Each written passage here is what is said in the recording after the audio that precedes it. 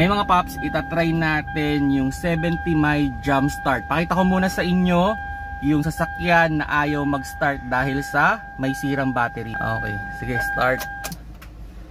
Yun, wala. Hindi nag-i-start.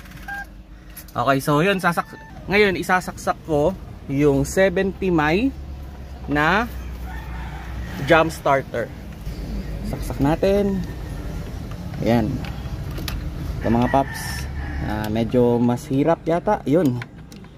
Ayan. Wala akong leverage. Ayan. Okay, wait lang.